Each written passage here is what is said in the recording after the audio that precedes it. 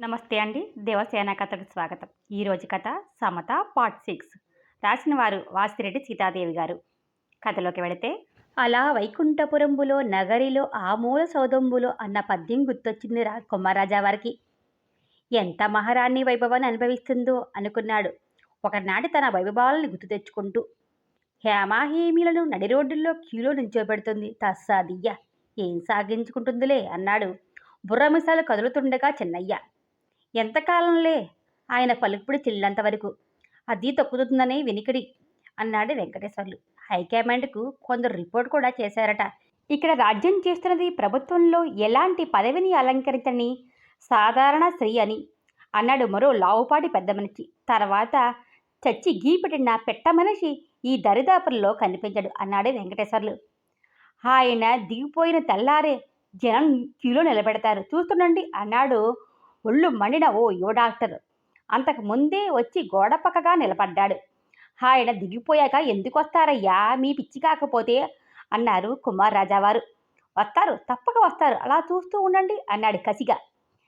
ఎవరికి అతని మాటలు సరిగా బోధపడలేదు. ఎందుకు వస్తారంటారు చెన్నయ్య అడిగాడు. ఎందుకా, తన్నటానికి. పనులు చేయించుకున్న వాళ్ళు, చేయించుకోలేకపోయిన వాళ్ళు ఇద్దరు వచ్చి క్యూలో నిలబెడతారు అన్నాడు డాక్టరు.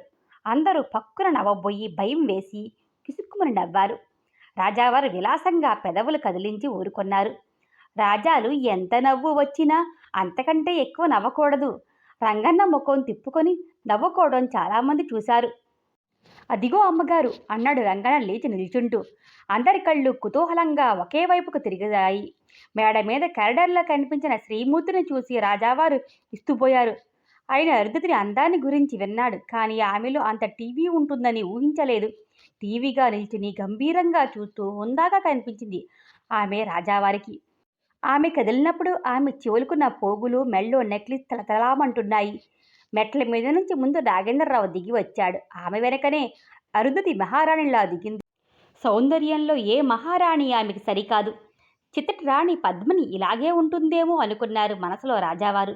ఒక్కసారి చూసి చూడనట్లే గేట్లో నిలబడ్డ వాళ్ళ వంక చూసింది. వాళ్ళు అక్కడ ఉన్నది గమనించినట్లే పూల మొక్కలను పరిశీలిస్తూ తోటలో తిరుగుతుంది. చిన్నగా నాగేంద్రరావు ఆమె వెనక నడుస్తూ, ఆమె ఎటుపోతే అటే పోతూ అతి వినయంగా ఏదో విషయాన్ని విన్నమించుకుంటున్నాడు. ఆమె వింటున్నది వినట్లే. కుమార్ రాజావారు, కొందరు పెద్దలు వాళ్ళలో వాళ్లే కొత్త ఉడిగిపోతున్నారు. అదే సమయంలో ఓ యువతి నడిచి వచ్చి గేటులో నిల్చుంది. ఆమె వేషభూషణాలు చూస్తుంటే ఎక్కడో చిన్న ఉద్యోగం చేస్తున్న ఆమెలా కనిపిస్తుంది. గేటు నుంచి లోపలికి వెళ్ళబోయింది. ఏందమ్మాయి, ఎంతమంది గొప్పోళ్ళు ఎంతోసేపటి నుంచి నిల్చున్నారు, నువ్వేమో వచ్చి రాగానే చొరపడుతున్నావు అన్నాడు రంగన్న. నువ్వు కొత్తగా వచ్చినట్లున్నావు. నేను లోపలికి వెళితే అమ్మగారు ఏమీ అనరు, నన్ను పోనీ అంది అంతమందిలో తనకు అవమానం జరిగినట్టు బాధపడుతూ. కుమార్ రాజా ఆమెను వారకంటితో చూడనట్లే చూస్తున్నారు. ఆమె చొరవకు అతనికి ఆశ్చర్యం కలిగింది. అమ్మ బాబోయ్, అమ్మగారు చెప్పకుండా మనిషిని లోపలికి పంపడమే, నా చర్మం ఒలిసేయరు అన్నాడు రంగన్న భయాన్ని వ్యక్తం చేస్తూ. పోనీ వెళ్ళి అమ్మగారితో జానకి వచ్చిందని చెప్పు అంది చిన్నగా రంగడితో ఆ యువతి. గేటువాడు నీళ్లు నములుతూ నిల్చున్నాడు. కాసేపు నిల్చోండమ్మా, అందరూ నిల్చోలా అన్నాడు. ఆమె ముఖంలో అభిమానం కొట్టచ్చినట్లు కనిపించింది. గిరుక్కున వెనక్కి తిరిగింది. గబగబా నడిచిపోతుంది. అందరూ నోళ్లు తెరుచుకుని చూశారు. అందరికీ అలాగే చేయాలని ఉంది, కానీ అవసరాలు వారికి అలా చేయనివ్వడం లేదు. కుమార్ రాజా వారికి తల కొట్టేసినట్లయింది. ఆ ఆడపిల్లకి ఉన్నంత మాత్రం అభిమానం తనకి లేదా? గబగబా వెళ్ళి కారులో కూర్చున్నారు. కారు స్టార్ట్ చేసి ఆపారు. దూరంగా చకచకా నడిచి వెళ్తున్న ఆ యువతి వైపు చూశారు. ఆమె ఏదో చిన్న ఉద్యోగం కోసం వచ్చి ఉంటుంది, లేకపోతే ఇంక్రిమెంట్ ఇవ్వలేదనో చెప్పుకోవడానికో వచ్చి ఉండవచ్చు. అదీ కాకపోతే మహా అయితే ఎల్డీసీ ఉద్యోగం నుంచి యూటీసీ ప్రమోషన్ కోసం వచ్చి ఉంటుంది. అందుకే అంత నిర్లక్ష్యంగా వెళ్ళిపోతుంది. కానీ తన పని అలాంటి చిన్న పని కాదే. తను ఎంపీ సీటు కోసం వచ్చాడు. తను ఆ అమ్మాయిని చూసి వెళ్ళిపోతే ఎలా? ఆలోచనలో పడ్డాడు రాజావారు. కారు దగ్గరికి వచ్చిన నాగేంద్రరావును చూసి కారు దిగారు. అమ్మగారు తమని రమ్మంటున్నారు అని చెప్పాడు నాగేంద్రరావు. చప్పట్లు చరిచి దూరంగా వెళుతున్న జానకిని కూడా పిలిచాడు. అయితే ఆమె అంతా గమనిస్తూనే ఉన్నదన్నమాట. రూపానికి మించిన తెలివితేటల్లా ఉన్నాయి. అఖండరాలు నిల్చున్నంత వరకు నిల్చోబెట్టింది. వెళ్ళిపోతున్నారని తెలిసి కబురు పంపించింది. తెగిందాకా లాగదు. పూర్తిగా తెగిపోతే తనకు నష్టమేగా. ఆలోచిస్తూనే రాజావారు గేటు దాటి లోపలికి అడుగుపెట్టారు. ఒక కుర్చీ మీద కాలు వేసుకుని టీవీగా కూర్చుని ఉంది అరుంధతి. ఆ దగ్గరలో ఎక్కడా మరో కుర్చీ కనిపించక రాజావారు గదుక్కుమన్నారు. ఆయనకు ఒళ్ళు మండిపోయింది. తను ఆమె ఎదురుగా నిల్చునే మాట్లాడాలా? అల్లంత దూరంలోనే నిలిచిపోయిన రాజావారిని చూసి చిరునవ్వు నవ్వింది అరుంధతి. ఆ నవ్వు నీ ఆలోచనలు నాకు తెలుసులే అన్నట్లుంది. ఎవరి కోసం నించుంటావు అన్నట్లుగా కూడా ఉంది. నాగేంద్రరావు గారు ఒక కుర్చీ తెప్పించండి అంది ఆజ్ఞాపిస్తున్నట్టు. ఆమె నోటి నుంచి మాట వెలువడిందే తడవుగా ఒక్క అంగలో వెళ్ళి వరండాలో ఉన్న వ్యక్తి ఒక కుర్చీ వేశాడు. హరే, మీరే తెస్తున్నారా? పనివాళ్లంతా ఏమయ్యారు అంది అరుంధతి నొచ్చుకున్నట్లు. అక్కడి పనివాళ్ళెవరూ లేరని, తనకే ఆ పని పురమాయించిందని నాగేంద్రరావుకు తెలుసు. ఒళ్ళు మండింది. బోడిముండ, దీనికి కుర్చీలు కూడా మోయాల్సి వచ్చింది. కానీ ఆ లైసెన్స్ కాస్త చేజెక్కించుకున్నాక మళ్ళీ నీకు చిక్కుతానా? మనసులోనే తిట్టుకున్నాడు నాగేంద్రరావు. కూర్చోండి రాజావారు అంటూనే, రండి జానకి గారు, మీరు పైకి వెళ్ళి నా గదిలో కూర్చోండి. తోచకపోతే రేడియో పెట్టుకోండి, ఇప్పుడే వస్తాను అంది అరుంధతి. ఆమె మేడ మీదకి వెళ్ళిపోతుంటే రాజావారు చూస్తూ కూర్చున్నారు. చెప్పండి అంది అరుంధతి ధీర గంభీర స్వరంతో. రాజావారిని నిస్తంగా చూసింది ఓ నిమిషం. కుమార్రాజా ఆమెను గురించి విన్నప్పుడు ఆమెను మరోలా ఊహించుకున్నాడు. కళ్ళు తిప్పుతూ మాట్లాడుతుందని, విశాలంగా నవ్వుతుందని, వయ్యారంగా నడుస్తుందని ఊహించుకున్నాడు. ఆమెది అతను ఊహించుకున్న దానికంటే మిన్నగా ఉన్న అందం, మనిషిలో హుందాతనం, ఆమె మాటలో కదలికలో గాంభీర్యం చూస్తుంటే రాజావారికి చాలా ఆశ్చర్యం వేసింది. నేను ఎంపీ సీటుకు అప్లై చేద్దామనుకుంటున్నాను అన్నారు రాజావారు వారికి సహజమైన గాంభీర్యంతో. ఆహా, అలాగే అని మాత్రం అని నాగేంద్ర వైపు చూసింది. అంతవరకు చేతులు కట్టుకుని నిల్చున్నవాడు త్రుళ్ళిపడి అరుంధతి దగ్గరగా వచ్చి వినయంగా నిల్చున్నాడు. చూడటానికి కాస్తో కూస్తో చదువుకున్నవాడిలా ఉన్నాడు. జీతగాడి కంటే అన్యాయంగా ఇలా ప్రవర్తిస్తున్నాడే అనుకున్నారు రాజావారు. నాగేంద్రరావుని చూస్తూ తను చెప్పిన మాటని విన్నట్లే ఊరుకుందే. రాజావారికి అయోమయంగా ఉందే ఆమె వ్యవహారం. ఆ చెన్నయ్యను గోపాలాన్ని పిలవండి అంది అరుంధతి నాగేంద్రరావుతో. లాగి తన్నిన బంతిలా లోపల పడ్డాడు చెన్నయ్య. అతని వెనకే నిదానంగా నడుస్తూ డాక్టర్ గోపాలం వచ్చాడు. గోపాలానికి అప్పటికే మొక్క నిండా చెమటలు పట్టి ఉంది. అరచేతులు చెమటతో తడిసిపోతున్నాయి. ఏమయ్యా, నీకు బుద్ధి ఉందా లేదా? నేను మళ్ళీ ఇంటి ఛాయలకు రావద్దని చెప్పలా? ఆమె ముఖం ఎర్రగా అస్తమిస్తున్న సూర్యబింబంలా ఉంది. కళ్ళు పెద్దవి చేసింది. రాజావారికి భయం వేసింది. ఆమెను చూడనట్లే కుర్చీలో బిసుకుపోయి కూర్చున్నాడు. డాక్టర్ ముఖంలో కత్తివేటుకు రక్తం చుక్కలేదు. పొరపాటైంది, క్షమించండి. తమరు ఆపు, ముందిక్కడి నుంచి వెళ్ళు అని రౌద్రంగా అరిచింది. ఉలిక్కిపడబోయిన రాజావారు తమాయించుకున్నారు. గోపాలానికి అరికాళ్ళు అరిచేతులు చల్లబడ్డాయి. తల వంచుకుని బెక్క చచ్చిపోయి వెనక్కి తిరిగాడు. అతడి చేతిలో యాపిల్ పండు ఉంది. యాపిల్ పండు పట్టుకొచ్చాడు. యాపిల్ పండు పక్షి వస్తున్న నవ్వును ఆపుకుంటూ అంది. గోపాలం విన్నాడు. కానీ కిక్కులు మనకుండా బయటికి వెళ్ళిపోయాడు. ఆమె ముఖంలో నవ్వు చూడగానే రాజావారికి స్ఫుటిక్లో నరకంలోకి పోయి తిరిగి ఆ స్ఫుటిక్లోనే స్వర్గంలోకి వచ్చి పడినట్టు అనిపించింది. తీరిగ్గా ఊపిరి పీల్చుకున్నాడు. అరుంధతి నాగేంద్రరావు కేసి అర్ధయుక్తంగా చూసింది. నాగేంద్రరావు వెంటనే బయటికి వెళ్ళాడు. వెళ్ళిపోతున్న డాక్టర్ను పూర్తిగా వెళ్ళనివ్వకుండా ఉండటానికే నాగేంద్రరావుని పంపించిందని రాజావారు ఊహించారు. ఆమె తెలివితేటలకు ఆశ్చర్యపోయారు. ఈమెకే బాగా చదువు ఉండి రాజకీయాల్లో దిగితే భారత ప్రధాని అయిపోయేదే అనుకున్నారు రాజావారు. కాంట్రాక్టర్ చెన్నయ్యకు చిరుచెమటలు పోస్తున్నాయి. ఇవాళ తన యోగం ఎలా ఉందో! ఈవిడి గారు ఎప్పుడు ఎవరిని అవమానించినా కొత్త వాళ్ళ ముందే చేస్తుంది. ఈ రాజా ముందు తనను కూడా అవమానించదు కదా. మరో మనిషి లేనప్పుడు ఆమె ఎవరినీ అనుమానించదు. అనుమానం పొందినవాడు వాడికి వాడుగా వెళ్ళి ఎవరితోనూ చెప్పుకోలేడుగా. ఏమయ్యా కాంట్రాక్టర్, రాజావారికి కాఫీ తీసుకురా అంది అరుంధతి. రాజావారికి ఆశ్చర్యం వేసింది.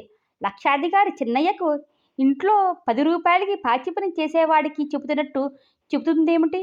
చిత్తం, ఇప్పుడే తెస్తాను అంటూ వెనక్కి తిరిగాడు చిన్నయ్య. చేతులు ఊపుకుంటూ వెళ్ళి, ఎందులో తెస్తావయ్యా కాఫీ అంది అరుంధతి వస్తున్న నవ్వును బలవంతంగా ఆపుకుంటూ. వెళ్తున్న చిన్నయ్య టక్కున ఆగి, ఫ్లాస్కో కొని పోచుకొస్తానండమ్మా, ఎంతసేపు కారులో ఇక్కడున్నట్లు వస్తాగా అంటూ ఉత్సాహంగా దేవీ ప్రసాదం లభించినట్లు ఉప్పొంగిపోతూ బయటికి వెళ్ళాడు. ఆమె తనకిస్తున్న గౌరవానికి రాజావారు ఆశ్చర్యపోయారు. మరీ అంత మర్యాద తెలియని మనిషి కాదు. ఆమెకు ఎవరికి గౌరవం ఇవ్వాలో తెలుసు అనుకుంటూ సంతృప్తి పడ్డారు రాజావారు. ఆలస్యమైనందుకు ఏమీ అనుకోకండి. వాళ్ళను కూడా పంపించి వేస్తాను. తర్వాత మనం సావధానంగా మాట్లాడుకోవచ్చు అంది అరుంధతి.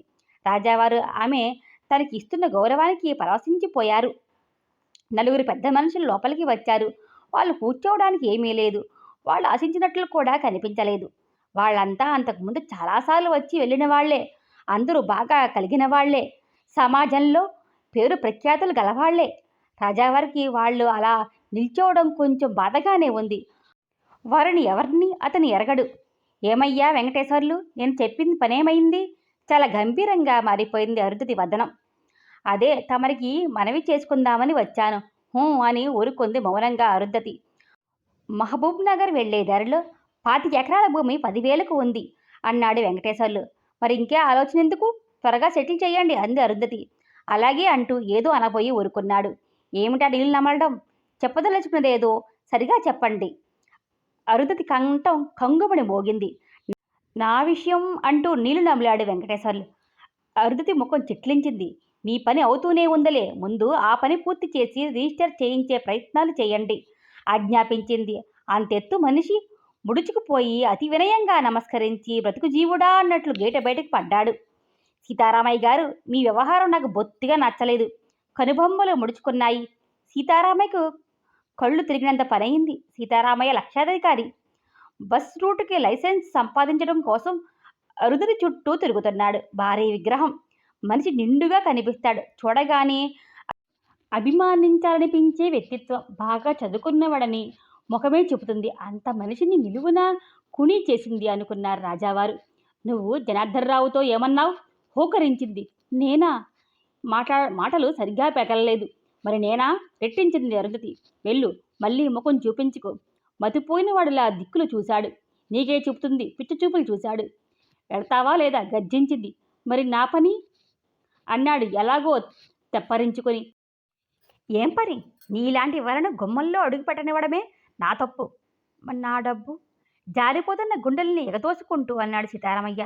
ఏం డబ్బు? ముందు బయటికి వెళ్ళు, గట్టిగా అదిరించింది అరుంధతి. తల వంచుకుని దెబ్బతిన్న పులిలా బయటికి వెళ్ళిపోయాడు విసురుగా సీతారామయ్య. అలా వెళ్ళిపోతున్న అతనిని కొంచెం సేపు కసిగా చూసి మళ్ళీ తనలో తనే నవ్వుకుంది. రాజావారికి ఆ పెద్ద మనిషి మీద జాలి వేసింది. అక్కడ కూర్చోవడానికి భయం వేస్తుంది. ఎప్పుడు బయట పడదామా అనిపించింది. సీతారామయ్య ఆమెకు చేసిన అపచారం ఏమీ లేదు. అతని పనికి 10,000 బేరం కుదిరింది. 5,000 ముందుగానే ఇచ్చాడు. జనార్దనరావు 15,000 ఇచ్చాడు. సీతారామయ్యకు ఇప్పించాలనుకున్న లైసెన్సును జనార్దనరావుకు ఇప్పించింది. సీతారామయ్యను ఎలాగైనా వదిలించుకోవాలి. అలాంటి పరిస్థితుల్లో మేకాపులి కథలోలా ఏదో కారణం వెతుకుతుంది వాళ్లతో పేచీకి పెట్టుకోవడానికి. ఇలాంటి కేసు ఇది మొదటి కేసు కాదు. లంచం తీసుకోవడం ఎంత తప్పు, ఇవ్వడం కూడా అంతే తప్పు. కనుక వాళ్ళు దొంగకు తేలికుట్టినట్లు కిక్కరు మనకుండా వెళ్ళిపోతారు. కానీ ఆమెను కసితీరా తిట్టుకుంటూ ఆమెను గురించి రకరకాల కథలు ప్రచారం చేస్తారు. మిగిలిన ఇద్దరిని తెల్లవారి రమ్మని మర్యాదగానే పంపించింది. వాళ్ళ వెనకే నాగేంద్రరావు వెళ్ళాడు. వాళ్ళను గేటు బయట కలుసుకొని ఏదో మాట్లాడి లోపలికి వచ్చాడు. చిన్నయ్య ప్లాస్కోతో కాఫీ పట్టుకొచ్చాడు. ఏమయ్యా, సరిగ్గా 2 కప్పులు పట్టే ప్లాస్కో కొనుక్కొచ్చావు? నీ కాకి బుద్ధి పోనిచ్చావు కాదు అంది. చిన్నయ్య ముఖం చిన్నది చేసుకున్నాడు. అంత ఉత్సాహము ఇట్టే నీరుగారిపోయింది. నాగేంద్రరావు లోపలికి వెళ్ళి 2 కప్పులు సాసర్లు పట్టుకొచ్చాడు. చిన్నయ్య కాఫీ పోసి అరుంధతికి ఓ కప్పు ఇచ్చి రాజుగారికి మరో కప్పు ఇచ్చాడు. అరుంధతి కాఫీ సిప్ చేస్తూ అంది. ఏమన్నారు? ఎంపీ సీటుకి అప్లై చేయాలని ఉంది కదూ అన్నారు. అవునండి అన్నాడు రాజావారు స్వరంలోకి మార్ధవానికి తెచ్చిపెట్టుకోవడానికి ప్రయత్నిస్తూ. చెయ్యండి, మంచిదేగా అంది ఎటో చూస్తూ నిర్లక్ష్యంగా. కానీ అబ్బే, అనుమానం ఎందుకు? తప్పక గెలుస్తారు అంది అరుంధతి. అది నాకు తెలుసు, కానీ ముందు సీటు రావాలిగా అన్నారు రాజావారు తమ సహజ ధోరణిలో గంభీరంగా. మీకు సీటు రాకపోవడం ఏమిటి? అలా అనకండి, తమ దైవం ఉంటేనే.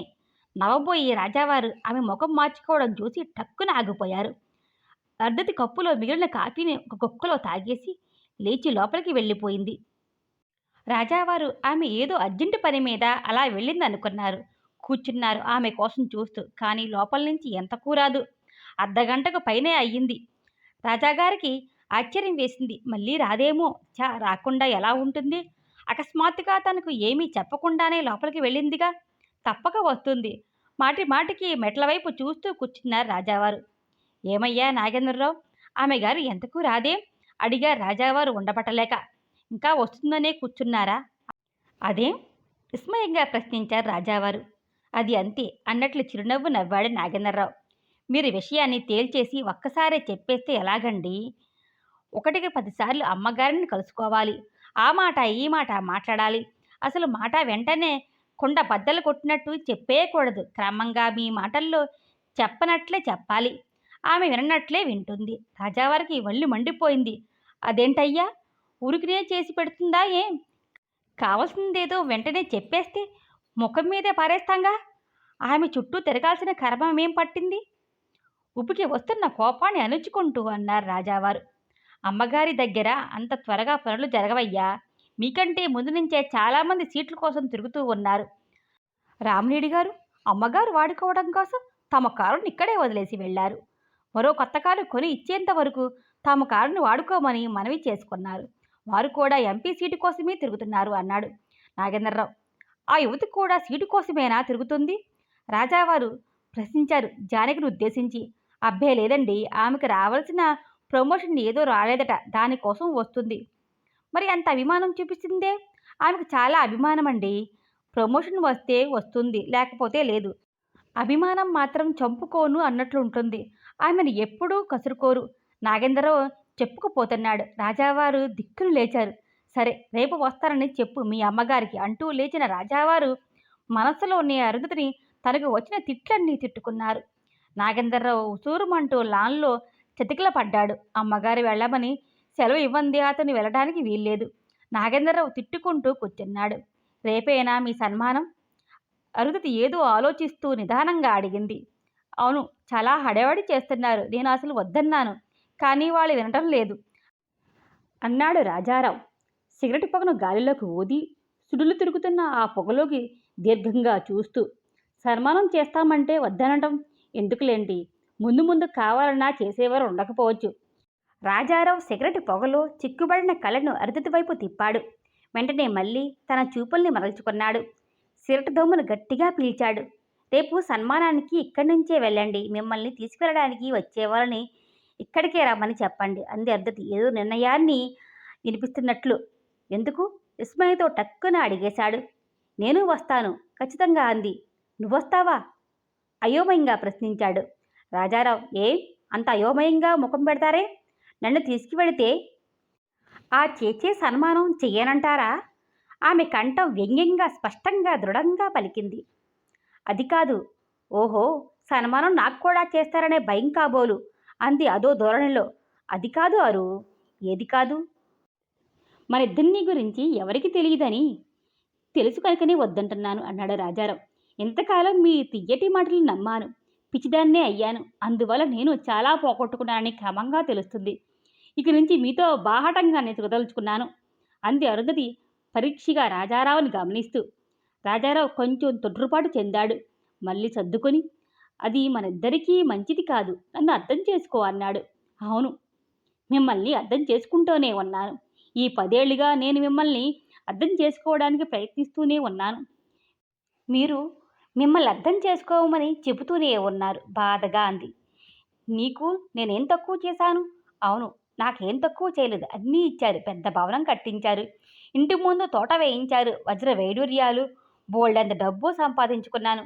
ఇంటి చుట్టూ కుక్కల్లా తిరిగే పెద్ద మనుషులు, నా కీర్తి ఢిల్లీ వరకు వ్యాపించడం, అప్పుడప్పుడు రహస్యంగా వస్తున్నానని మిమ్మల్ని మీరే భ్రమ పెట్టుకుంటూ వస్తూ ఉండడం, ఇంతకంటే నాకేం కావాలి?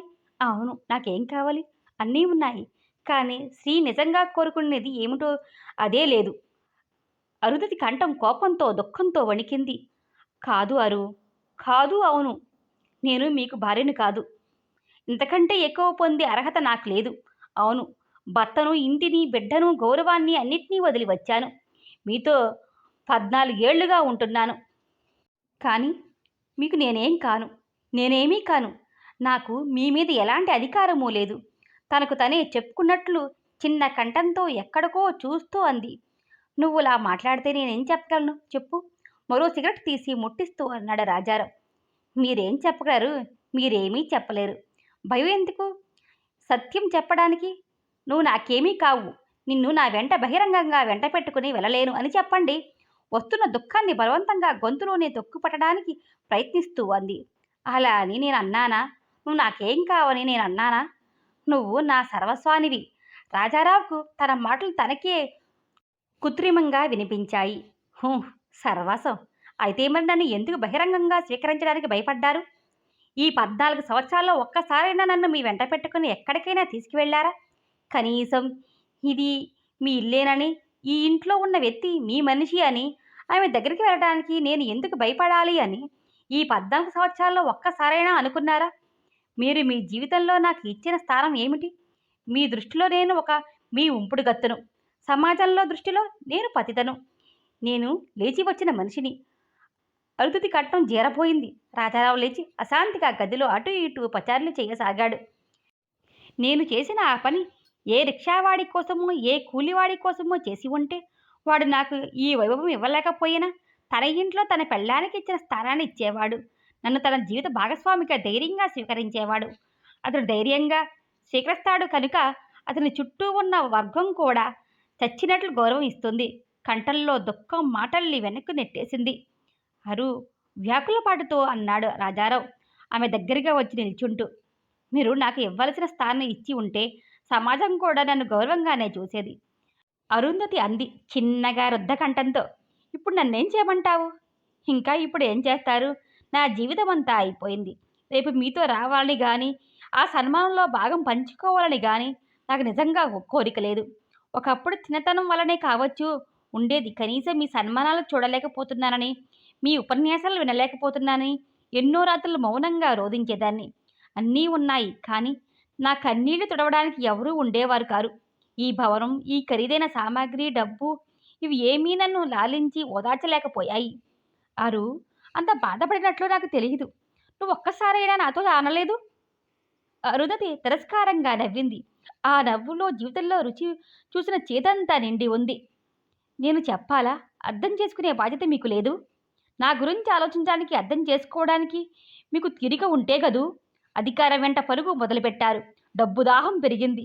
మీ పిల్లలకి పెద్ద పెద్ద చదువులు చెప్పించాలి, విదేశాలకు పంపించాలి, పెద్ద పెద్ద లక్షాధికారులతో సంబంధాలు చేయాలి. ఇలాంటి ఎన్నో బాధ్యతలు మీ నెత్తి మీద ఉన్నాయి. వాటిని గురించిన ఆలోచనలతోనే మీకు ఊపిరి సలపక చచ్చిపోతుంటే నా గురించి ఆలోచించే అవకాశం ఎక్కడ ఉంది? అవసరం మాత్రం ఏముంది? మరీ అంతగా విసుగ్గా ఉంటే నా అందం ఒక్కసారి గుర్తొచ్చేది. ఎవరు చూడటం లేదనుకుంటూ, ఎవరికీ తెలియదనుకుంటూ, ఆత్మద్రోహం చేసుకుంటూ ఇక్కడికి వచ్చేవారు. అరు నన్నెందుకు చిత్తవత చేస్తావు అంటూ కణతలు పట్టుకుని కూర్చున్నాడు రాజారావు. అరుంధతి కన్నీటితో తడిసిన పెద్ద పెద్ద రెప్పల్ని బలవంతంగా పైకి ఎత్తి రాజారావు ముఖంలోకి చూసింది. తను అతన్ని చిత్రవత చేస్తుందా? తను ఈ 14 ఏళ్లుగా అనుభవించిన మానసిక వేదనను, హింసను ఒక్కసారైనా అర్థం చేసుకోవడానికి ప్రయత్నించాడా? కొంతకాలం అతను తన ఇంటికి తప్పనిసరి అయ్యి వస్తున్నాడని, మనస్ఫూర్తిగా రావడం లేదని తను గ్రహించలేదని అనుకుంటున్నాడా? తన ద్వారా ఎక్కువ డబ్బు సంపాదించగలుగుతున్నాడు. అరు నన్ను అలా చూడకు. అంత యాగించుకున్నట్లు చూడడం నేను భరించలేను. అరుంధతి విషాదంగా నవ్వింది. రెప్పలు వాలిపోయాయి. అరు నువ్వు నిజంగా ఇన్ని సంవత్సరాలుగా ఇంత బాధను అనుభవించావని నాకు తెలియదు అంటూ పక్కన కూర్చుని జాలిగా కదిలాడు. ఇప్పటికీ నువ్వెంత అందంగా ఉన్నావరు. నీకు 40 ఏళ్ళు దాటాయని ఎవరూ అనుకోరు. నీ సౌందర్యం ముందుకు వచ్చి కాలం కూడా ఆశ్చర్యంగా ఆగిపోయిందా అనిపిస్తుంది నిన్ను చూస్తుంటే. సంభాషణ మరోవైపుకు మళ్లించడానికి రాజారావు మాట మార్చాడని అర్థం కాకపోలేదు అరుంధతికి. మౌనంగా కూర్చుంది. అరు ఒక విషయం చెప్తాను, కోపగించుకోవు కదూ అన్నాడు ప్రాధేయపూర్వకంగా రాజారావు. అరుంధతి ఏమిటి అన్నట్లు చూసింది. ఆ చూపులో ఉదాసీనత, నిర్లిప్తత స్పష్టంగా గోచరిస్తున్నాయి. కాస్త మనుషుల రాకపోకలు తగ్గేలా చూడాలి నువ్వు. వీళ్ళంతా నీ చేత పనులు చేయించుకుని బయట రకరకాల ప్రచారం చేస్తున్నారు. కనీసం వచ్చిన వాళ్లతో గౌరవంగా మాట్లాడి పంపించు అన్నాడు రాజారావు భయంగానే ఆమె ముఖంలోకి చూస్తూ. నేను వీళ్ళందరినీ గౌరవించాలా? వీళ్ళంతా నాకు ఇచ్చిన గౌరవం ఏమిటి? నా మీద గౌరవంతోనే నా ఇంటి ముందు చుట్టూ తిరుగుతున్నారా? నా వల్ల పనులు జరుగుతున్నాయి కనుక చీచా అన్నా నా ఇంటి చుట్టూ తిరుగుతున్నారు. లోకం దృష్టిలో వీళ్ళంతా గౌరవం గల పెద్ద మనుషులు. ఈ పెద్ద మనుషులే నేను బయట కాలు పెడితే వింత జంతువును చూసినట్లు చూస్తారు. కుష్ఠరోగిని చూసి తొలగిపోయినట్లు తొలగిపోతారు.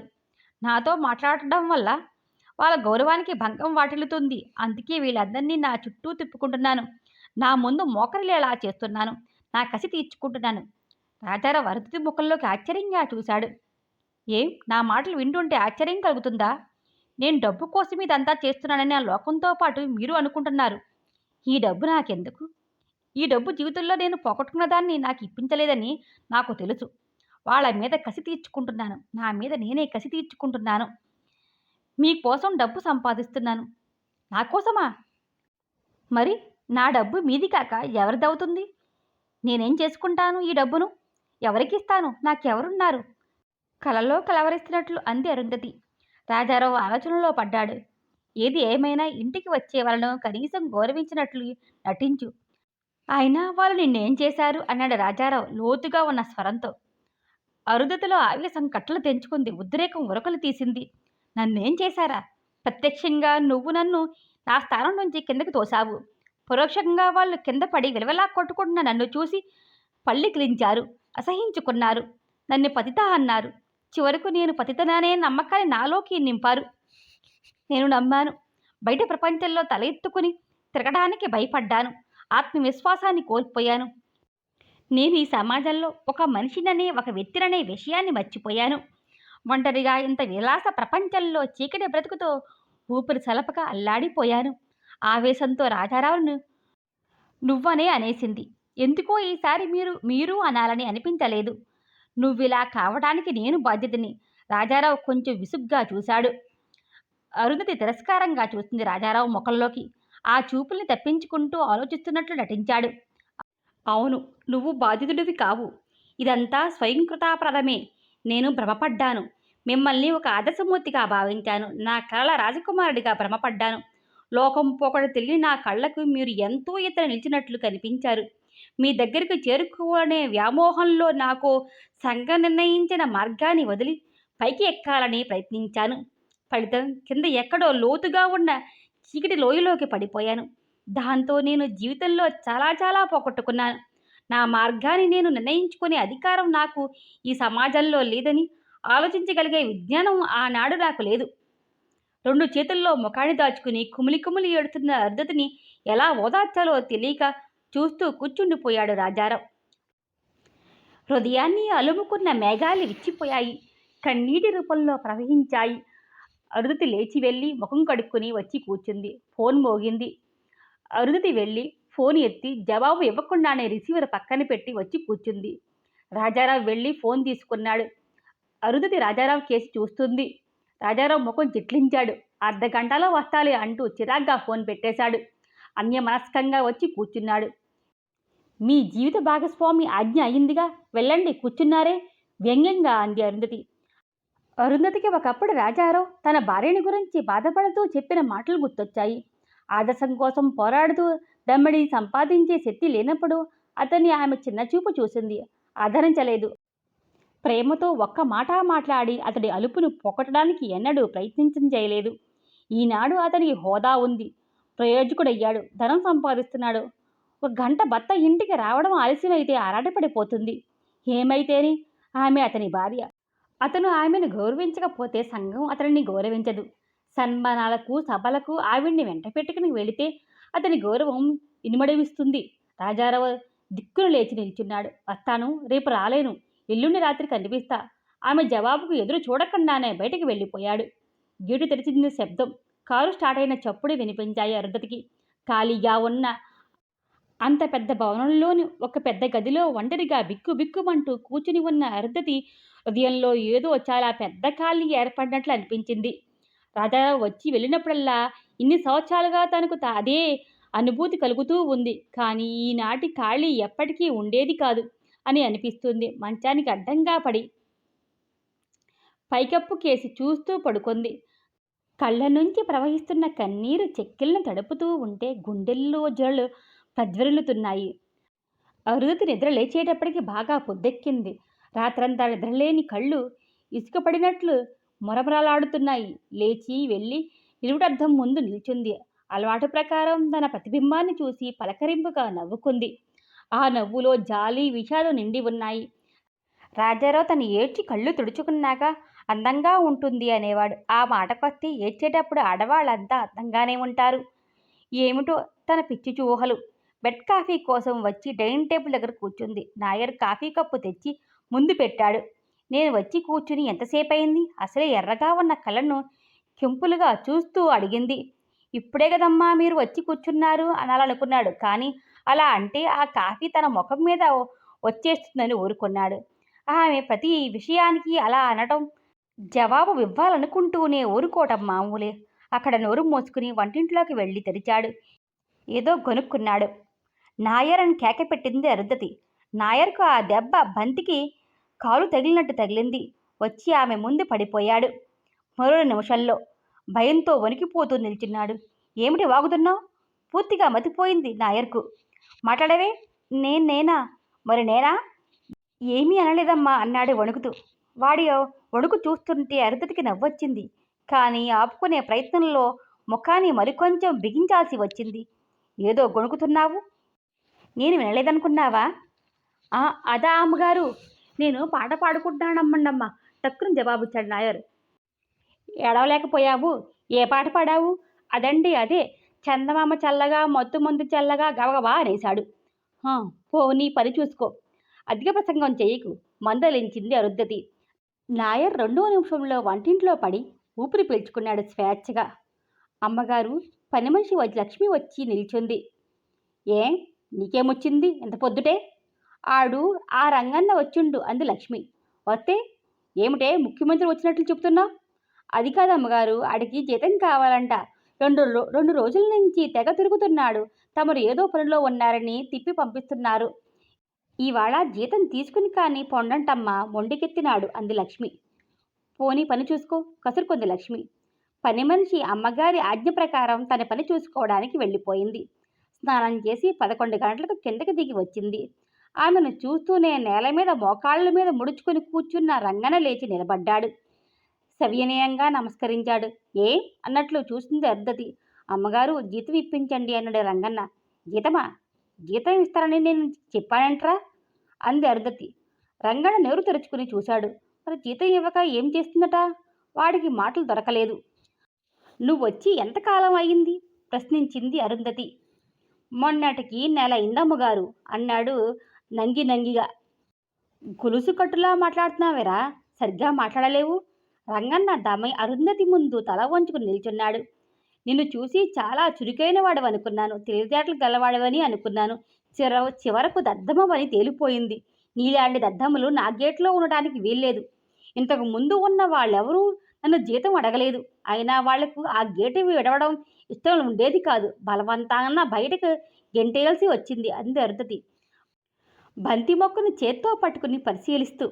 రంగనకు అంతా అయోమయంగా ఉంది. ఆ ఇంటి వ్యవహారమంతా అయోమయంగానే ఉంది. జీతం లేకుండా పనిచేసేవాళ్ళ? ఎందుకు? ఎలా? ఏరా మాట్లాడవు?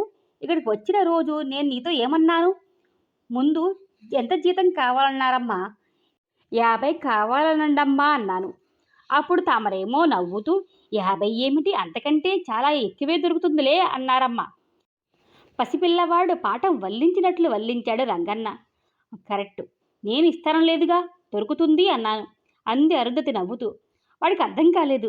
వంచిన తల ఎత్తలేదు. అర్థం కాలేదు కదూ? కావట్లేదు అని గిర్రున తల తిప్పాడు రంగన్న. రోజుకి ఎంతమందిని నువ్వు ఆ గేటులోంచి లోపలికి వదులుతున్నావు? వచ్చిన ఒక్కొక్కడి దగ్గర ₹1 చొప్పున వసూలు చేసుకున్నా నెలకు 200కు డోకా ఉండదు. అలాగని మరీ చిన్న ఉద్యోగాల కోసం వచ్చేవాళ్ళను పీడించకు. నువ్వింత అమాయకుడివని నేను అనుకోలేదు అంది అరుంధతి ఎర్ర గులాబీ పువ్వు ఒకదాన్ని తెంపుతూ. రంగనకు ముందు అర్థం కాలేదు. తీరా అర్థం అయ్యాక భయం వేసింది. భయపడకు, నేను చెబుతున్నానుగా, అందులో తప్పులేదు. వాళ్ళు చాలా గుంజుకోవాలనే ప్రయత్నంలోనే ఇక్కడికి వస్తారు. నీ మీద నా మీద ఆప్యాయత కొద్దీ రావడం లేదు అంది అరుంధతి. రంగన్న కళ్ళు సంతోషంతో మెరిసిపోయాయి. అలాగేనమ్మా, ఈ ఆల్టికి ₹1 ఇప్పించనమ్మా. నిన్నటి నుంచి ఇంట్లో పస్తులు అన్నాడు ఉత్సాహంగా. నిన్నటి నుంచి పస్తులా? మరి నాకు చెప్పలేదే అనబోయి ఊరుకుంది. లోపలికి వెళ్ళింది. రంగన్న ఆశగా చూస్తూ నిల్చున్నాడు. అరుంధతి రంగన చేతికి 100 రూపాయల నోటు అందించింది. రంగన తెల్లముఖం వేసి నోటు వైపు అరుంధతి వైపు అనుమానంగా చూడసాగాడు. ఏమిటి అలా చూస్తావు?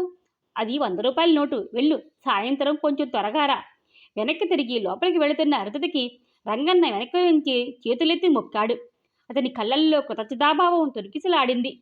ఆ నాడంతా అరుంధతికి ఏదో వెలితిగా అనిపించింది. తనకు అతి ప్రియమైన వస్తువేదో తన జీవితం నుంచి తొలగిపోయినట్లు అనిపించింది. జీవితమంతా బోలుగా ఖాళీగా అనిపించింది. ఆ సాయంత్రం జరగబోయే సన్మానం గురించి ఆలోచించకుండా ఉండలేకపోయింది. ఆ సన్మానానికి అతని భార్యాపిల్లలు వెళ్తారు. అతని స్నేహితులు, పరిచయస్తులు వెళ్తారు. అతనంటే ఇష్టం లేని వాళ్ళు కూడా వెళ్తారు. కానీ తను వెళ్ళలేదు. వెళితే అందరి కళ్ళు తనని కత్తుల్లా గుచ్చేస్తాయి. తనను జూ నుంచి తప్పించుకుని వచ్చిన వింత జంతువును చూసినట్లు చూస్తారు. తనను తెలిసిన వాళ్ళు తెలియని వాళ్లకు చూపించి ఈవిడే అంటారు. తెలియని వాళ్ళు అప్పుడే చూసిన వాళ్ళు చిత్రంగా తన వైపు చూస్తారు. తాను అందరిలా సహజంగా తిరగనివ్వరు. చిన్నతనంలో అంతగా బాధపడలేదు. రాజారావు ప్రేమలో తను ప్రపంచం గురించి ఆలోచించలేదు. తను పోగొట్టుకున్నది ఎంత విలువైందో క్రమంగా తనకు అర్థమయ్యింది. రాజారావు వల్ల తనకు లభించింది ఏమిటి? కనీసం రాజకీయంగానైనా తనను పైకి రానివ్వలేదు. ప్రతిసారి వచ్చే ఎలక్షన్లో సీటు ఇప్పిస్తానంటూ మభ్యపెట్టాడు. ఈసారి ఎలా తప్పించుకుంటాడో తను చూస్తుంది. తన పరువు ప్రతిష్టలకు ఎక్కడ భంగం వాటిల్లుతుందోనని అతని భయం. తనతో ఇలా కాలక్షేపం చేయడానికి అతనికి పరువు నష్టం లేదు. అందరికీ తెలిసిన విషయాన్ని తెలియనట్లు నటించడం. రాత్రంతా నిద్రలేని అరుంధతి ఆలోచనల నుంచి క్రమంగా నిద్రలోకి జారిపోయింది. ఆమెకి మెలకు వచ్చేటప్పటికి సాయంత్రం 6 దాటింది. హడావిడిగా లేచి ముఖం కడుక్కొని కాఫీ తాగింది. ముస్తాబయ్యి మొదటి అంతస్తు వరండాలో నిల్చుని గేటు వైపుకు దృష్టి సారించింది. గేటు బయట చాలామంది ఉన్నారు. నాగేంద్రరావు తోటలో నిల్చుని ఉన్నాడు, పూల మొక్కల్ని పరిశీలిస్తూ. నాగేంద్రరావు అమ్మగారికి చేతులెత్తి మొక్కాడు. అతను సన్నగా, పొడవుగా, చలాకీగా ఉంటాడు. ఆవలిస్తే పేగులు లెక్క పెట్టే తెలివితేటలు ఉన్నాయి. అయితే ఏం లాభం? అరుంధతి వెధవాయి అంటే ఇట్టే వెధవలా ముఖం పెట్టేస్తాడు. ఆ మాటకొస్తే ఆమె ముందు ఎప్పుడూ చచ్చి పెద్దమ్మలాగా ముఖం పెడతాడు. ఆమెకు అలాంటి ముఖాలంటే ఇష్టం అని ఆమెను చూడగానే గ్రహించాడు. ఆమె అభిమానాన్ని చూరగొన్నాడు. నాగేంద్రరావు గారు, అందరినీ లోపలికి వచ్చి కూర్చోమనండి అంది అరుంధతి. నాగేంద్రరావు తల పైకి ఎత్తి అలాగే ఉండిపోయాడు. రంగన్న చేత కుర్చీలు లాన్లో వేయించండి.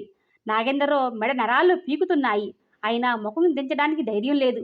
ఒక్కసారి మెడను కాస్త దించితే బాగుండును. అలాగేనండమ్మా అంటూ తల దించుకున్నాడు. బ్రతుకు జీవుడా అనుకుంటూ రంగన్నకు పని పురమాయించాడు. ఇవాళ ఈ బ్రహ్మరాక్షసికి బుర్రలో ఏదో పురుగు దొరిలినట్టుంది. అందరినీ వచ్చి కూర్చోమంటుంది అనుకున్నాడు మనస్సులోనే. అరుంధతి వరండా నుంచి వెళ్ళిపోయింది. రండయ్యా, అందరూ ఇవాళ మీ అదృష్టం పండిందలే, రండి రండి అన్నాడు నాగేంద్రరావు. వాళ్ళందరికీ పనులు వెంటనే ఎక్కడ జరిగిపోతాయోనని వాడి దిగులు. అతడి వాటా అతనికి దొరకదేమోనన్న భయం. రంగన్న గేటు తెరిచాడు. లోపలికి ప్రవేశిస్తున్న ఒక్కొక్కరి ముందు చెయ్యి చాపాడు. నాగేంద్రరావుకి కళ్ళు పెద్దవి చేసి చూస్తున్నాడు. ఇంతకాలం వాడికి ఇలాంటివి తెలియనివి అనుకున్నాడు. చూస్తుండగానే రంగన్న చేతిలో 10 రూపాయలు ఉన్నాయి. రంగన్న కళ్ళు మిసమిసలాడుతున్నాయి. రోజుకు 10 రూపాయలు, 30 రోజులకి? అబ్బో, చాలా డబ్బే. తనకు లెక్క పెట్టుకోవాలంటే చాలాసేపు పడుతుంది. ఒక్కో రోజు ఎంతకంటే ఎక్కువ మందే వస్తారు. రంగన్న లోపల తబ్బిబ్బుబైపోతున్నాడు. లక్షాధికారి రామినీయుడు, executive engineer Koteswararao, deputy secretary Basheer ఆనాటి ఆగంతుకులలో ముఖ్యురు. ఎమ్మెల్సీ సీటు కోసం ప్రయత్నిస్తున్న విమలాదేవి కూడా వాళ్ళలో ఉంది. ఆవిడ్ని చూస్తే నాగేంద్రరావుకి మహా తేలిక భావం. తనే అనుకుంటే తనకంటే జారిపోతూ పాచి పని చెయ్యడానికి కూడా సిద్ధమైన దానిలా ఉంటుంది అనుకుంటాడు నాగేంద్రరావు ఆమెను చూసినప్పుడల్లా. అందరూ లాన్లో కూర్చున్నారు. చల్లని గాలి వీస్తుంది. కానీ ఎవరికీ హాయిగా లేదు. అందరూ బిగుసుకుపోయే కూర్చున్నారు. అక్కడికి వచ్చే ఏ ఇద్దరూ హాయిగా మాట్లాడుకోరు. జానకి గేట్లోకి వచ్చింది. రంగన్న చేయి చాపాడు. ఆమె అతని కేసి చురచురా చూసి లోపలికి వెళ్ళిపోయింది. అది గమనించిన నాగేంద్రం ముసిముసిగా నవ్వుకున్నాడు. రా తల్లి రా, ఇక్కడికి వచ్చే వాళ్ళందరిలో నువ్వు డబ్బులో, హోదాలో, వయసులో చిన్నదానివే అయినా మనిషిగా మాత్రం చాలా పెద్దదానివిగానే నిరూపించుకున్నావు మనసులోనే అనుకున్నాడు. నాగేంద్రరావు జానకిని చూస్తూ ఆమె వచ్చి ఒక ఖాళీ కుర్చీలో కూర్చుంది. ఆమెను అంతకు ముందు చూడని వాళ్ళు యగాదిగా చూశారు. సాధారణమైన వాయిల్ చీరలో అతి సాధారణంగా కనిపిస్తున్నది. విమలాదేవి ఆమెను శల్య పరీక్ష చేస్తున్నట్టు చూడసాగింది. తనకు పోటీ వస్తుందేమో అని ఆమెకు భయం పట్టుకుంది. ఏమమ్మాయి, ఎక్కడైనా ఉద్యోగం చేస్తున్నావా? సందేహం నివృత్తి కోసం అడిగింది. ఆమె అలా అంతమందిలో ప్రశ్నించడం బాగా అనిపించలేదు జానకికి. అవును అంది ముక్తసరిగా. ఎక్కడా, ఏం ఉద్యోగం? హుందాగా ప్రశ్నించింది విమలాదేవి. మీకు అనవసరం. ఆ మాటలు విమలాదేవికి కంకరరాళ్ళులా వచ్చి తగిలాయి. అందరూ లేచి నిల్చుంటుంటే విమలాదేవి, జానకి కూడా లేచి నిల్చున్నారు. చివర మెట్టు దిగి వంగి కాలు పట్టుకొని అక్కడే ఆగిపోయిన అరుంధతి దగ్గరికి పరిగెత్తాడు నాగేంద్రరావు ఆదరాబాదరాగా. ఏమైందమ్మా? మెట్ల మీద కాలు జారింది, బొట్టనవేలు మడత పడింది అంది అరుంధతి బాధగా. అప్పటికే అందరూ ఆమె చుట్టూ చేరారు. విమలాదేవి అరుంధతి ముందు మోకాళ్ళ మీద కూర్చుంది. కాళ్ళు పట్టుకుని సవరించబోయింది. ఒళ్ళు మండిపోయింది నాగేంద్రరావుకి. అలా పట్టుకోకండి, ఫ్రాక్చర్ అయ్యిందో ఏమో అన్నాడు నాగేంద్రరావు. కూర్చీ పట్టుకొచ్చి వేశాడు రామనీయుడు. ఆమెకు చెయ్యి ఆసరా ఇచ్చి విమలాదేవి ఆ కూర్చీలో కూర్చోబెట్టి ఆమె కాలు తన ఒడిలో పెట్టుకుంది. మరో కుర్చీ తెచ్చి వేశాడు ఇంజనీర్ కోటేశ్వరరావు ఎదురుగా. కాలు కూర్చీ మీదకు పెట్టుకోండి, ఎత్తుగా రక్తప్రసారం సరిగా ఉంటుంది అన్నాడు. విమలాదేవి చిన్నగా అరుంధతి కాలుని ఎత్తి ఎదురుగా కుర్చీ మీద పెట్టింది. అరుంధతి కుర్చీకి చేరబడి కళ్ళు మోసుకుంది. ఇంతమంది ఇన్ని పనులు చేస్తుంటే కళ్ళప్పగించి చూస్తూ నిలబడింది జానకి. అయ్యో, ఎంత ప్రమాదం జరిగింది తల్లి! అయ్యగారికి ఫోన్ చేస్తాను అంటూ పైకి వెళ్ళబోయాడు నాగేంద్రరావు. అక్కర్లేదు అంది అరుంధతి గంభీరంగా. అలా అంటే ఎలాగమ్మా? ఇంత ప్రమాదం జరిగితేను? ఫ్రాక్చర్ అయ్యిందో ఏమో స్వరంలోకి బాధను తెచ్చుకోవడానికి ప్రయత్నిస్తూ అంది విమలాదేవి. బటన్ వేలు మడత పడిన దానికి వాళ్ళంతా చేసే హడావిడి చూస్తుంటే ఒళ్ళు మండిపోయింది జానకి. ఆయన గారి సన్మాన సభలో ఉంటారు. ఈ మాట వినగానే లేచి వచ్చేస్తారు. ఆయనకి ఫోన్ చేయకండి అంది అరుంధతి. కానీ రాజారావు రాడని తనకు తెలుసు. ఏ డాక్టర్కో ఫోన్ చెయ్యమని చెబుతాడు. అంతకంటే పెద్ద హడావుడి ఏమీ పడడు. తనకు తగిలింది మామూలు దెబ్బేనని, తడిగుడ్డ చుడితే తెల్లవారేసరికి నొప్పు తీరుస్తుందని ఆమెకు తెలుసు. ఆమెకు ఆ దెబ్బను చిన్న దెబ్బలా తీసి పారేయాలని లేదు. అందరూ చేస్తున్న హడావిడి చూస్తుంటే బాగానే ఉందనిపించింది. కొంతకాలం ఇదొక కాలక్షేపం అనుకుంది అరుంధతి. అయితే డాక్టర్కు ఫోన్ చేస్తాను అన్నాడు నాగేంద్రరావు. ముఖంలోకి కలవరపాటును తెచ్చిపెట్టుకున్నాడు. చెయ్యండి, పెద్ద ఆసుపత్రి సూపరింటెండెంట్కి చెయ్యండి అరుంధతి బాధగా ముఖం పెట్టి. ఆయన గుంటికాయ స్పెషలిస్ట్, ఆయన వచ్చి ఏం చేస్తాడు అనుకున్నాడు ఇంజనీర్ కోటేశ్వరరావు మనసులో. ఎందుకైనా మంచిది, సర్జన్ కోటేశ్వరరావుకి కూడా ఫోన్ చెయ్యండి అన్నాడు పెద్దగా. అంతవరకు తనకు ఛాన్స్ రాలేదని బాధపడుతూ బషీర్, బోన్ స్పెషలిస్ట్ హుస్సేన్ కూడా పిలవండి అన్నాడు నాగేంద్రరావుతో. నాగేంద్రరావు పైకి వెళ్ళాడు. మొదలియార్కు కోటేశ్వరరావుకు మాత్రమే ఫోన్ చేశాడు. కిందకు వచ్చి హుస్సేన్కు ఫోన్ మీద అందలేదని అబద్ధం ఆడేశాడు. నాగేంద్రరావుకి బషీర్ అంటే కసి. అప్పుడే హార్ట్ ఆపరేషన్ ఒకటి చెయ్యడానికి సిద్ధంగా ఉన్న ఆసుపత్రి సూపరింటెండెంట్ మొదలియార్ ఫోన్ అందుకున్నాడు. ఆ ఫోన్ ఎక్కడి నుంచి వచ్చిందో తెలియగానే సంతోషం పట్టలేకపోయాడు. అతడు ఎంతో కాలంగా డిఎంఎస్ కావడానికి ప్రయత్నాలు చేస్తున్నాడు. కానీ కాలం కలిసి రావడం లేదు. అరుంధతి గురించి విన్నాడు, కానీ ఆమెను ఎలా చేరాలో తెలియక ఊరుకున్నాడు. ఆడబోయిన తీర్థం ఎదురైనట్టు అయ్యింది మొదలియార్కు. హార్ట్ ఆపరేషన్ తన అసిస్టెంట్కి అప్పగించి విమానంలాంటి కారులో హుటాహుటి వచ్చి అరుంధతి బంగ్లా ముందు వాలిపోయాడు. సర్జన్ వెంకటేశ్వరరావు ఆపరేషన్ చేస్తుండగా ఆ వార్తను మోసుకొచ్చింది సిస్టర్. ఆపరేషన్ హడావుడిగా ముగించి కుట్లు వేసే బాధ్యతను అసిస్టెంట్కి అప్పగించి ఆగమేఘాల మీద వచ్చి పడిపోయాడు వెంకటేశ్వరరావు. వస్తూనే గేటు దగ్గర నిలిచి ఉన్న తన బాస్ కారు చూసి వెంకటేశ్వరరావు నీళ్లు కారిపోయాడు. మళ్ళీ ఒక రకంగా మంచిదే అనుకున్నాడు. మొదలియారికి తనంటే ఇష్టం లేదు. అయిన దానికి కాని దానికి చివాట్లు వేస్తూ ఉంటాడు. తనకు అరుంధతి గారి దగ్గరికి వెళ్లే చొరవ ఉందని తెలుసుకుంటే ఇక తన జోలికి తెస్తే రాడు. ఆయన కాలు పెరిగితే హార్ట్ స్పెషలిస్ట్ ఏం చేస్తాడు? ఆలోచిస్తూ లోపలకు ప్రవేశించిన వెంకటేశ్వరరావుకి మొదలయ్యార్ అరుంధతి కాలును పరీక్షించటం కనిపించింది. వెంకటేశ్వరరావుని చూడగానే మొదలయ్యార్కు ముందు విస్మయము, ఆ వెనుక కోపము కలిగాయి. కానీ అందులో ఏ ఒక్క భావాన్ని బయటపడనీయకుండా జాగ్రత్త పడ్డాడు. కమీన్, నువ్వు కూడా చూడు అన్నాడు మొదలయ్యారు వెంకటేశ్వరరావును. అలా దానికి రా అనుకున్నాడు వెంకటేశ్వరరావు. వెంకటేశ్వరరావు కూడా కాసేపు కాలును అతి శ్రద్ధగా పరీక్షిస్తున్నట్లు నటించాడు. అక్కడ తను వచ్చి చూసేంత ప్రమాదం ఏమీ లేదు. కానీ అలా తేల్చేస్తే ఎలా? మొదలయ్యారు వెంకటేశ్వరరావుని పక్కగా తీసుకువెళ్ళి ఇద్దరు ఏదో మాట్లాడుకుంటూ ఉంటే అందరూ చూస్తూ కూర్చున్నారు. పాదాలకి మోకాళ్లకు ప్లాస్టర్లు వేయాలి. మీరు ఓ 10 రోజులు బెడ్ రెస్ట్ తీసుకోవాలి అన్నాడు మొదలయ్యారు. అంత అవసరమంటారా? అరుంధతి సాలోచనంగా అడిగింది. అవునమ్మా, తమరు విశ్రాంతిగా ఉండాలి. కాలు కదిలించకూడదు అన్నాడు కుక్కుటేశ్వరరావు. మళ్ళీ తర్వాత ఏమైనా కాంప్లికేషన్ వస్తే కష్టం. మేమిద్దరం చిరక పూట చూసిపోతుంటాము రోజు అన్నాడు మొదలయార్. వీళ్ళకు ఆమె గారితో పనులు ఉండి ఉంటాయి, అందుకే ఎంత హడావిడి చేస్తున్నారు అనుకుంది జానకి. విమలాదేవి గారు కూడా అమ్మా అంటూ ఒక్కసారిగా వచ్చి అరుంధతి ముందు నిల్చుంది విమలాదేవి. మీరు ఈ 10 రోజులు కాస్త నాకు సహాయంగా ఇక్కడే ఉండిపోవాలి అంది అరుంధతి.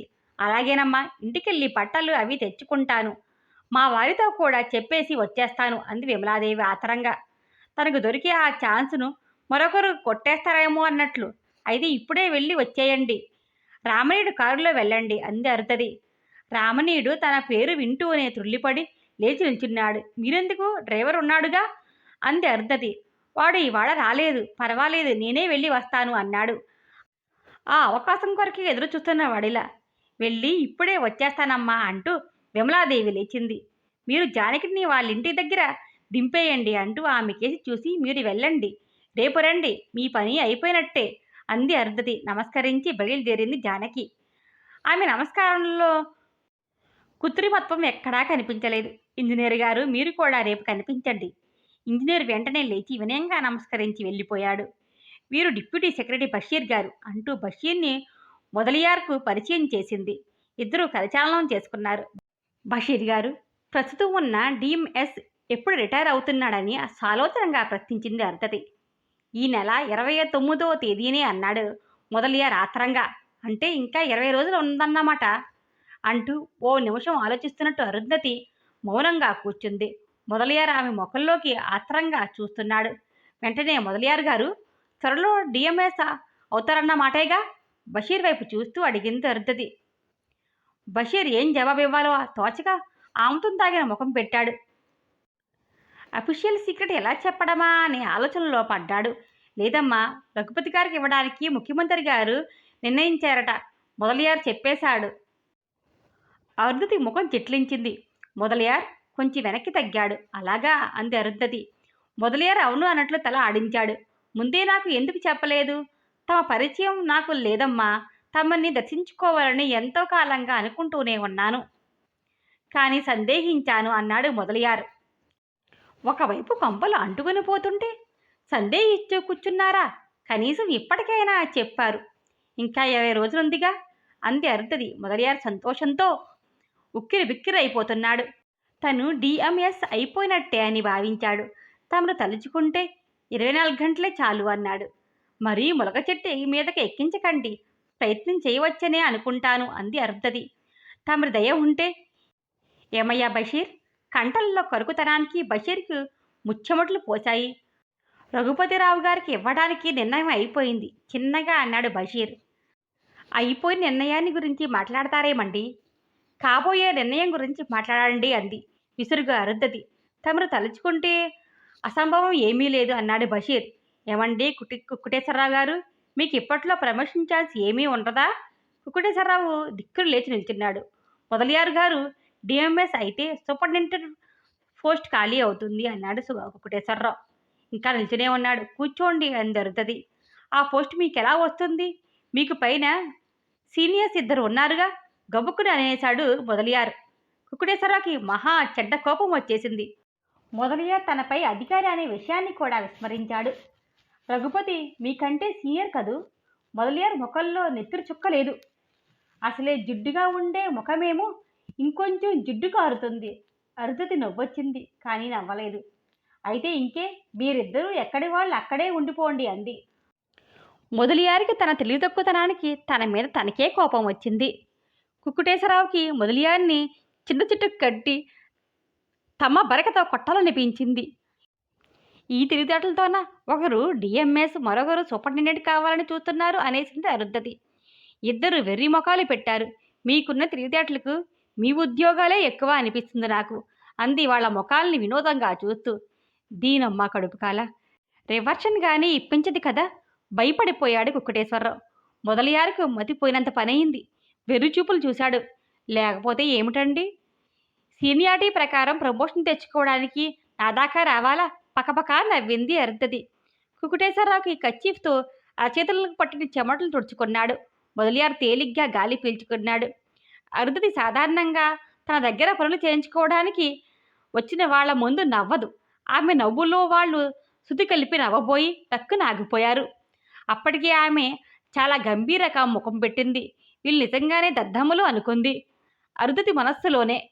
ఆపరేషన్ చేస్తూ చేస్తూ పరిగెత్తుకొచ్చి మీరు ఇంతంతసేపు ఇక్కడ ఉంటే మీరేం డాక్టర్లు అంది అరుంధతి. ప్రాణాలన్నీ అక్కడే ఉన్నాయమ్మా. తమరు అనుమతి ఇవ్వలేదని ఎంతసేపు కూర్చున్నాను. వస్తాను, నమస్కారం అంటూ మొదలయారు లేచి నిల్చున్నాడు. కుకుటేశ్వరరావు మాట్లాడే స్థితిలో లేడు. చెమటలు కారుతున్న చేతుల్ని జోడించి సెలవు తీసుకుని బయటికి నడిచాడు. రేపు రండి, రాత్రికి మీ విషయం ఆయనతో మాట్లాడతాను అంది. అలాగేనమ్మా అని ఇద్దరూ ఒకేసారి అనేశారు. గబగబా బయటికి వెళ్ళిపోయారు. మరో క్షణం ఆలస్యం చేస్తే ఈ స్వర్గం నుంచి మళ్ళీ నరకంలోకి తోసేయబడవచ్చునని భయపడ్డారు. ఏమండి బషీర్ గారు, ఏమైనా వీలుంటుందంటారా అంది బషీర్ ముఖంలోకి నిశ్చలంగా చూస్తూ. లాభం లేదు అనాలనుకున్నాడు. తమరు కావాలంటే తప్పక అవుతుంది అనేశాడు. వాకిట్లో కారు ఆగిన శబ్దం అయింది. మీరు కూడా వెళ్ళండి, రేపు రండి. మీ విషయం కూడా ఈ రాత్రికే మాట్లాడతాను అంది అరుంధతి. వంగి సలాం చేసి బ్రతుకు జీవుడా అంటూ బయటపడ్డాడు డిప్యూటీ సెక్రటరీ బషీర్. విమలాదేవి రామనీయుడు లోపలికి వచ్చారు. చూడండి నాగేంద్రరావు గారు, విమలాదేవికి గెస్ట్ రూమ్ చూపించండి, వెళ్ళండి. మీ బట్టలు సామాను ఆగతిలోనే పెట్టుకోండి. కాస్త ఇవాళ వంట పని చూసుకోండి అంది అరుంధతి. నాయర్గాడు చెప్పా పెట్టకుండా ఉడాయించాడు. మళ్ళీ కనిపిస్తే తాట వలిపిస్తాను అంది మళ్ళీ. విమలాదేవి నాగేంద్రరావు పైకి వెళ్లారు. మీకు సీటు రావడం కష్టమేనంటున్నారు ఆయన అంది. అరుంధతి రామనీయుడికేసి ఇష్టంగా చూస్తూ. రామనీయుడికు నీరసం వచ్చేసింది. అలా అనకండి, రాజారావు గారు ప్రయత్నిస్తే రాకపోవడం అంటూ ఉండదు. మర్చిపోయాను, అంబాసిడర్ ఈ నెలాఖరికి సప్లై చేస్తామన్నారు కంపెనీ వారు. ఏమిటి మీ ఉద్దేశం? అరుంధతి ముఖం ఎర్రగా చేసుకుంటూ ప్రశ్నించింది. ఎంత మాట అన్నారమ్మా, హడావిడిలా చెప్పడం మర్చిపోయాను, ఇప్పుడు జ్ఞాపకం వచ్చింది. నన్ను అబద్ధం చేసుకోకండి అన్నాడు. చెట్టంత మనిషి పెట్టంత అయిపోయి. అంబాసిడర్ అక్కర్లేదు, మీ పాత కారు నాకు నచ్చింది, అదే వాడుకుంటాను. మర్చిపోయాను నేను మీకు చెప్పడం, మహబూబ్ నగర్ వెళ్ళే దారిలో నాకు 25 ఎకరాలు ఉన్న సంగతి మీకు తెలుసుగా. ఆ స్థలం కూడా చూశారనుకుంటాను. అవును చూశాను, చెప్పండి. దాని పక్క పొలాలు బేరానికి వచ్చాయట. ఎకరం 300 25 ఎకరాలు దొరుకుతుందేమో కనుక్కోండి అంది అరుంధతి. నేను ఎంపీ అవుతానో కానో తెలియడం లేదు, కానీ సీటు సంపాదించేసరికి బెకారనయ్యాలా ఉన్నాను అనుకున్నాడు రామనీయుడు. ఏమిటిలా నీరు కారిపోతున్నారు? డబ్బు నేనే ఇచ్చుకుంటాను, కొంచెం మీరు బేరం చేసి పెట్టండి. స్వరం చాలా చురుగ్గా ఉంది. డబ్బు విషయం కాదమ్మా నేను ఆలోచిస్తున్నది. మొన్న ఎవరో ఆ విషయం నాతో అన్నారు, అక్కడ పొలాలు అమ్మకానికి ఉన్నాయని. ఆ చెప్పిన వ్యక్తి ఎవరా అని ఆలోచిస్తున్నాను. టపీమని అతికి అబద్ధం చెప్పాడు. అలా దారిలోకి రా అనుకుంది అరుంధతి. మీరు వెళ్ళిరండి అంటే లేచి నిల్చుంటూ ఆ పొలాల సంగతి కనుక్కోవడానికి రేపే వెళతాను అని చెప్పి నమస్కరించి బయటపడ్డాడు. ప్రాణానికి హాయిగా ఉన్నట్లు అనిపించింది. మా రాణిగారు తమ కోసం పంపించారు అన్నాడు రాజావారు ఓ పెద్ద ప్యాకెట్ను పక్కనే ఉన్న బల్ల మీద పెడుతూ. అరుంధతి కుతూహలంగానే సంతోషంగానే ప్రదర్శించలేదు. కనీసం దాని గురించి విన్నట్టయినా ప్రవర్తించలేదు. రాజావారికి ఒళ్ళు మండిపోయింది. అరుంధతి విమలాదేవిని కేకవేసి రాజావారికి కాఫీ తీసుకురమ్మని పురమాయించింది. వెళుతూ వెళుతూ విమలాదేవి అక్కడ ఉన్న ప్యాకెట్ను తీసుకువెళ్ళింది. లోపలికి అరుంధతి గమనించినట్లే ఊడిపోయింది. రామనీయుడి గారికి సీటు వచ్చిందంటున్నారు అన్నాడు కుమార్రాజా. వచ్చినట్టే, మీ విషయమే అనుమానంగా ఉంది. చాలా కష్టం అన్నారు ఆయన అంది అరుంధతి రాజావారి ముఖంలోకి పరిశీలనగా చూస్తూ. తమరు తలుచుకుంటే అదెంతలేంటి అన్నాడు రాజావారు నిర్లక్ష్యంగా. అరుంధతి ఆలోచిస్తూ కూర్చుండిపోయింది. తమరి కాలుకు దెబ్బ తగిలిందని ఎవరో చెప్పారు, ఎలా ఉంది? అవునండి, కాలు బెనికింది. వారం రోజులు ప్లాస్టర్ వేసి ఉంచారు. బెడ్ మీద నుంచి కదలలేదు. కాలు నొప్పి కంటే ప్లాస్టర్ నొప్పి ఎక్కువగా ఉంది. నిన్ననే ప్లాస్టర్ తీసేశారు. ఇంకా కొంచెం నొప్పి ఉంది. మొదలియార్ గారే స్వయంగా 2 పూటలు వచ్చి చూస్తున్నారు అంది అరుంధతి గర్వంగా. రాజాగారికి వినాలని లేదు, కానీ చాలా శ్రద్ధగా వింటూ కూర్చున్నారు. మొదలియార్ గారే డిఎంఎస్ కావడానికి ప్రయత్నిస్తున్నట్ట అన్నాడు రాజావారు. అవును, ముఖ్యమంత్రి గారికి ఇష్టం లేదు. ఆయన సీనియర్‌కి ఇవ్వటానికి నిశ్చయించుకున్నారంట. కానీ నేను మొదలియారికి ఇప్పించాలని పట్టుపట్టాను అంది గంభీరంగా. మీరు పట్టుపడితే పని అవ్వకపోవటం అంటూ ఉండదు అన్నారు రాజావారు. విమలాదేవి అందించిన కాఫీ సిప్ చేస్తూ. కాఫీ తాగినంతసేపు ఎవరి ఆలోచనలో వారు ఉండిపోయారు. విమలాదేవి ఖాళీ కప్పులు తీసుకుని లోపలికి వెళ్ళిపోయింది. ఈవిడి గారు ఇక్కడ పాచి పని చేస్తుందెందుకో అనుకున్నాడు రాజావారు. ఆమె వెళ్ళిన వైపే చూస్తూ. విమలాదేవిని ఎమ్మెల్సీగా నామినేట్ చేయాలని ఉంది అంది అరుంధతి రాజాగారిని ఆలోచనల్ని పసిగట్టినట్లు. కాలాంతకురాలు అనుకున్నాడు రాజావారు. అరుంధతిని వెంటనే తన ఆలోచనలకు సమాధానం ఇచ్చినందుకు ఏదో ఆలోచిస్తూ జేబులోకి చెయ్యి పోనిచ్చాడు రాజావారు. అరుంధతి చూడనట్లే చూస్తుంది. గుప్పెడు నిండుగా ఉన్న పెద్ద నోట్ల కట్టను బయటికి తీశాడు. ఇవి ఉంచండి అంటూ లేచి అరుంధతి చేతికి అందించబోయిన రాజావారి చెయ్య కరెంట్ షాక్ తగిలినట్లు వెనక్కి వచ్చేసింది. మరుక్షణంలో ఆ కట్ట మళ్ళీ ఆ జేబులోకి వెళ్ళిపోయింది. అరుంధతి కళ్ళు జ్యోతుల్లా మండిపోతున్నాయి. ముక్కు పుటాలు అదురుతున్నాయి. మునిపళ్లతో కింద పెదను నొక్కి పట్టింది. ఆమెలో ఉబుకుతున్న కోపాన్ని అణుచుకునే ప్రయత్నంలో రాజావారు కొంచెం అటూ ఇటూ కదిలారు కూర్చిలోని అశాంతిగా. అంతలోనే అరుంధతి పెదవుల మీద చిరునవ్వు తెచ్చిపెట్టుకుంది. లంచం ఇస్తున్నారా అంది నిదానంగా. పొరపాటు, క్షమించండి అన్నాడే కానీ తను పొరపాటు ఏం చేశాడో అతనికి బోధపడలేదు. మీరు నాకు నోట్ల కట్ట అందించి సీటు తెప్పించుకోవాలని చూస్తున్నారా? మీరు ఇంత అమర్యాదగా ప్రవర్తిస్తారనుకోలేదు. రాజవంశీకులు మర్యాదలు తెలుసుకున్నవారు. ఇక వెళ్ళండి అంటూ గబుక్కున లేచి లోపలికి అడుగుపెట్టి తలుపుల్ని దబీమంటూ వేసింది. రాజావారికి ఆ తలుపులు తన ముఖం మీదనే వేసినట్లు మనసు చివుక్కుమంది. తుల్లిపడ్డాడు. వెర్రి వడలా ఆ మూసిన తలుపులకే చూస్తూ నిలబడిపోయాడు. ఆయనకి జీవితంలో ఏనాడు ఎవరి దగ్గర అంత అవమానం జరగలేదు. ఎందుకిలా ప్రవర్తించింది? డబ్బు తీసుకునే పని చేస్తుందని తను విన్నాడు. వినటం ఏమిటి?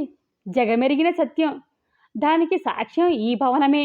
మరీ అంత డబ్బు ఇవ్వకపోతే అలా పత్తిత్తులా మాట్లాడిందే. తను ఆమెకు చేసిన అమర్యాద ఏమిటో ఎంత ఆలోచించినా రాజావారికి బోధపడలేదు.